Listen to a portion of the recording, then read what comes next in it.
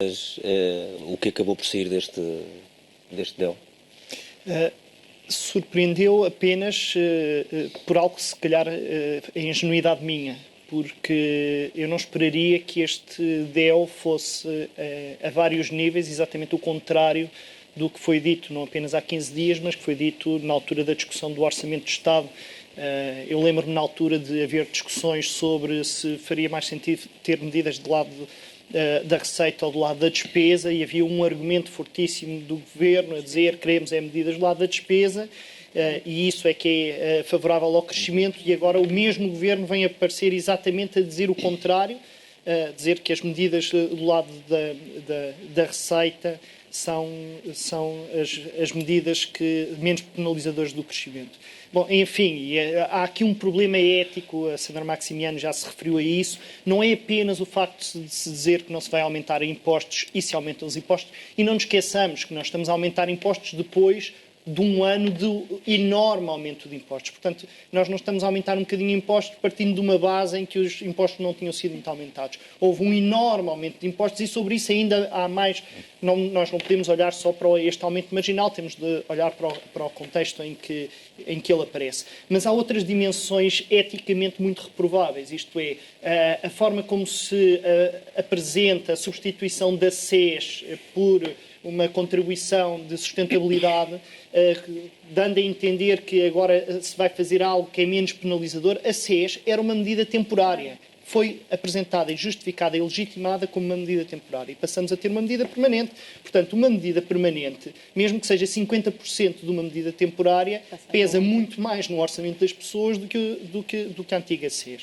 E não é apenas isto, é a forma como se apresenta esta suposta restituição de 20% dos cortes aos funcionários públicos. Eu até preparei um gráfico e pedi a realização para reposição dos cortes. Podemos ver o gráfico. Se fosse possível ver o gráfico que já está preparado da função pública. Este gráfico mostra-nos aquilo que tem sido a evolução salarial da função pública em Portugal desde 2009 até 2013 e mostra qual é o caminho que se pretende fazer a partir de agora. E, portanto, o que nós tivemos foi uma quebra enorme desde 2009, que faz com que em 2013, os salários estejam abaixo da média da União Europeia.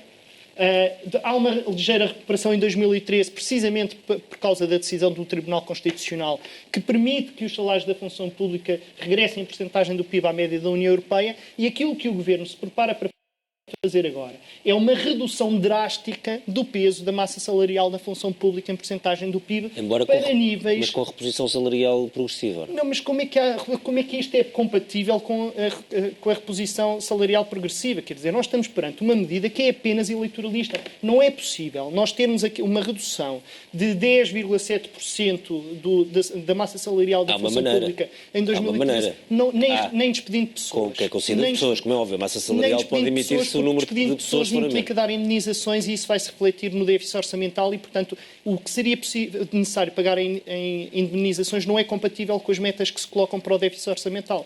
E, portanto, o que está aqui a acontecer é que o Governo dá a entender, nunca o afirma, mas dá a entender que estes 20% é o início de uma longa amizade que vai terminar em 2019, não é? Com uma reposição integral, quando aquilo que se prepara é não apenas um corte brutal no número de efetivos da função pública, que vai implicar uma alteração drástica. E repara, o que se está a prever para 2018 é que a massa salarial da função pública em Portugal pesa 8,2% do PIB, é uma coisa que praticamente não existe na União Europeia. É colocar Portugal ao nível de países subdesenvolvidos do ponto de vista do papel do Estado. A massa salarial hoje pesa quanto? Qual é a média? 10,7%. A média da União Europeia está ao nível da média portuguesa e vice-versa neste momento.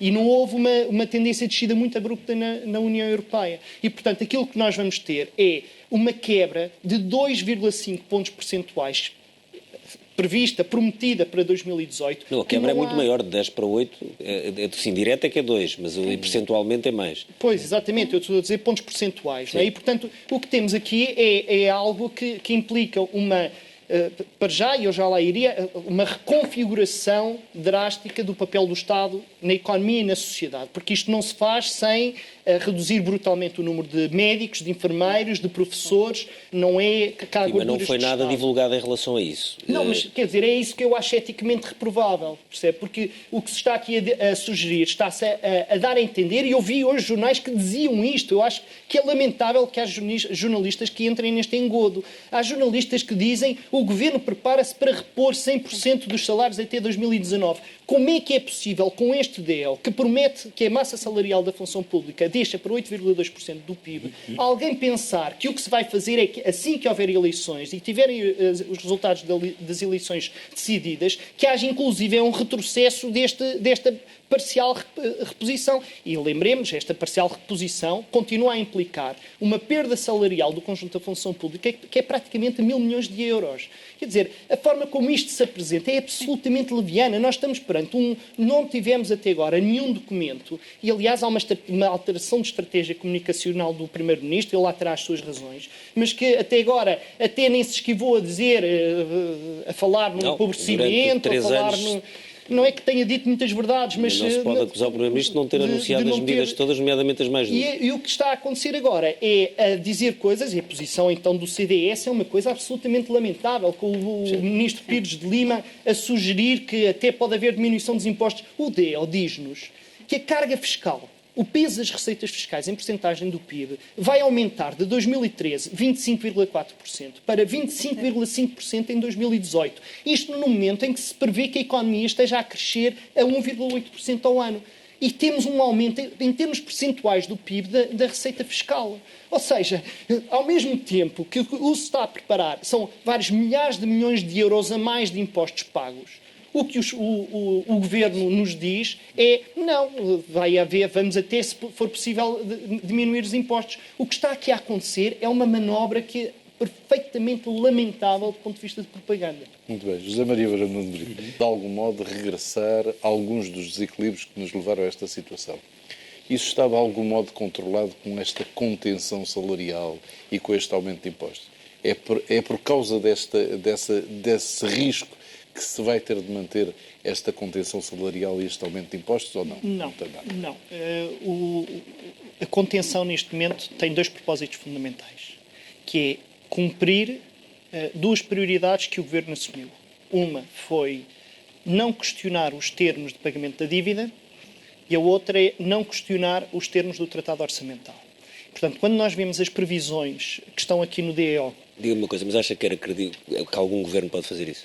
Vamos por partes. Vamos por partes para percebermos o alcance... Um governo isoladamente, de um país da União Europeia... Vamos por partes para percebermos o alcance. Deixe-me ir um passo atrás para chegar onde quero dizer. Sim. Este DO prevê que os saldos primários sejam de 0,4% do PIB em 2014, aumenta para 1,8% em 2015, 2,7%, 3,4%, 4,2% do PIB em 2018. E isto com o PIB nominal a crescer no máximo, no seu auge, a 3,6%. Pergunta: nos últimos 17 anos, dos 28 Estados europeus, quantas vezes houve um Estado que, por uma vez, tenha conseguido um saldo primário em torno dos 2% ou mais, com o PIB a crescer não mais do que 3,6%? Não. Eu vou-lhe dizer, e com as variáveis macroeconómicas que se prevêem em termos de crescimento da procura interna deste DEO, houve 7 Estados em 446 observações. Ou seja, se tomarmos isto na lógica da probabilidade frequencista, não é?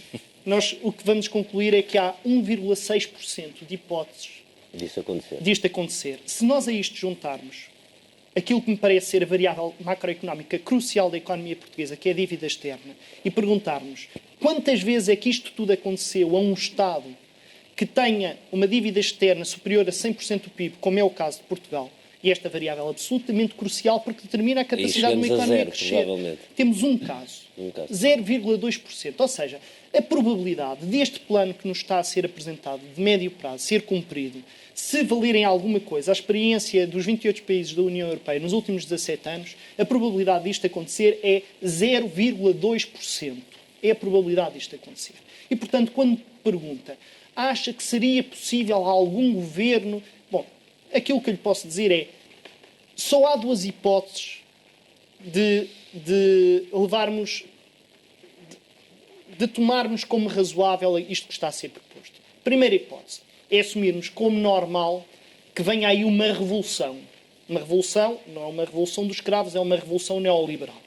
Que em 4 anos o Estado vai destruir metade do Serviço Nacional de Saúde, vai destruir metade da educação, que aliás já está a caminhar para isso. Nós estávamos a falar de educação como problema. Em 2015 prevê-se cortes de 122 milhões de euros para a educação.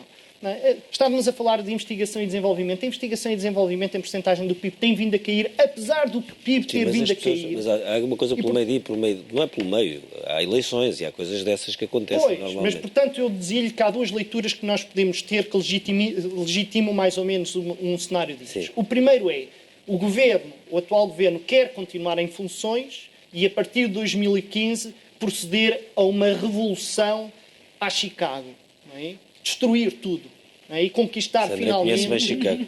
Conquistar, não é o Chicago da Sandra Maximiano, é outro Chicago. Portanto, isso é uma hipótese. A outra hipótese é o governo não acredita neste cenário. Este cenário, eu estive a ver as continhas, não é? E estive a perceber porque é que são estes dados de 4,2% em 2018. 4,2% em 2018 é aquilo que permite... matematicamente no limite. Ricardo, o que a história recente nos mostra, e até muito recente, é que essas metas são sempre, nomeadamente Bruxelas, exige esse tipo de metas e depois as vai ajustando em função de como as coisas vão correndo, não só no país em concreto, como nos outros à volta. É isso que a experiência europeia recente nos mostra. Há aqui uma diferença fundamental. E foi para isso que foi feito o tratado orçamental. Mas que para a diminuição dos juros da dívida, enfim, que a dívida é emitida e que agora estamos a uns valores que provavelmente ninguém acredita, mas que ninguém acreditava há uns meses que pudessem chegar aos níveis a questão.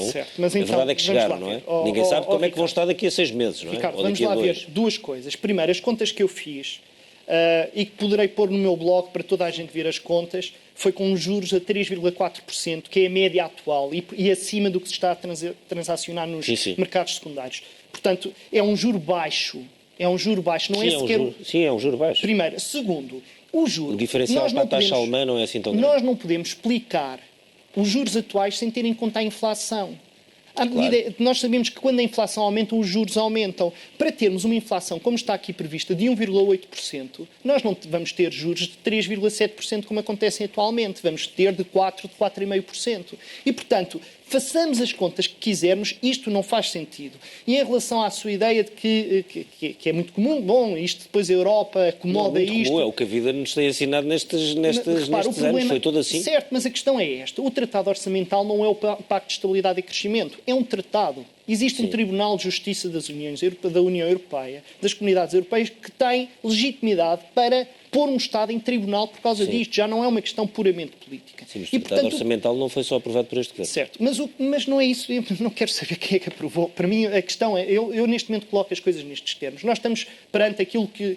Existe na economia uma coisa chamada o triângulo das impossibilidades da política monetária. Nós estamos perante um triângulo das impossibilidades da política orçamental. Se nós pusermos num vértice o cumprimento do tratado, no outro orçamental, no outro o pagamento aos credores nos termos em que está previsto e no outro um Estado social do estilo europeu, qualquer governo em Portugal, mesmo num bom cenário de crescimento, só vai poder escolher dois destes vértices. E, portanto, das duas uma, ou se deixa cair o tratado orçamental, ou se reestrutura a dívida, ou então se abandona um Estado social de nível europeu. Mas nenhum Estado pode fazer isso sozinho.